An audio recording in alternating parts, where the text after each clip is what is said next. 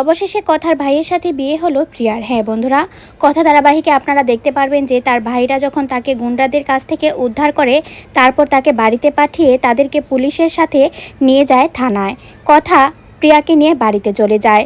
অন্যদিকে বাড়িতে প্রিয়ার হবু শাশুড়ি বলে দেয় যে তারা আর এই মেয়েকে তার ছেলের পুত্রবধূ করবে না।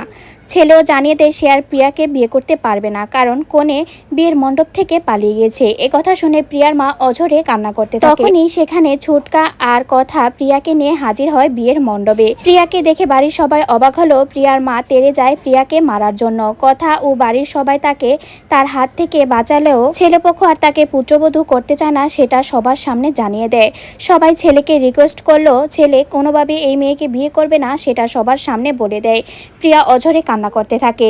বাড়ির সবাই চিন্তা করতে থাকে। এরই মধ্যেই সেখানে হাজির হয় কথার ভাই এবং তাদের জন্য কিছু জিনিসপত্র নিয়ে আসে।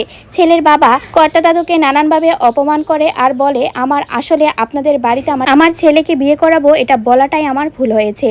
এদিকে দেখা যায় ছেলেটা এসে তার গার্লফ্রেন্ডকে ফোন করে বলে, আমাদের মধ্যখানে আর কোনো ঝামেলা নেই, এবার তুমি আর আমি খুব সুন্দরভাবে বিয়েটা করে ফেলতে পারবো। আর এই সব কথা শুনে ফেলে কথা আর ভাবে যে আমি কি শুনলাম, তার মানে এই ছেলের কাছে বিয়ে করলেও প্রিয়া সুখী হতো না। এদিকে কর্তা দাদু খুব অসুস্থ হয়ে পড়ে আর বলে, আমার চোখের সামনে আমার নাতনির লগ্নভ্রষ্টা হবে, এটা আমি কোনোভাবেই মেনে নিতে পারবো না। কথার ভাইয়ের প্রিয়ার প্রতি খুব মায়া হয় আর বলে, আমি যদি জানতাম তখনই তাকে বাড়িতে নিয়ে আসতাম। এদিকে প্রিয়া লগ্নভ্রষ্টা হবে, তাই আগামী পর্বে আপনারা দেখতে পারবেন কথার ভাইয়ের প্রিয়াকে বিয়ে দেয় কথা। আর এটা যখন বাড়িতে এসে জানতে পারে তখন খুব রেগে যায় কথার উপর। প্রিয়া কান্না করতে থাকে আর বলতে থাকে যে গোবর দেবী এই ছেলেটার সাথে আমাকে বিয়ে দিয়েছে, আমি এটা কোনোভাবেই মানতে পারবো না। কথাকে বলে, তোকে আমি কোনোদিনই ক্ষমা করব না কথা।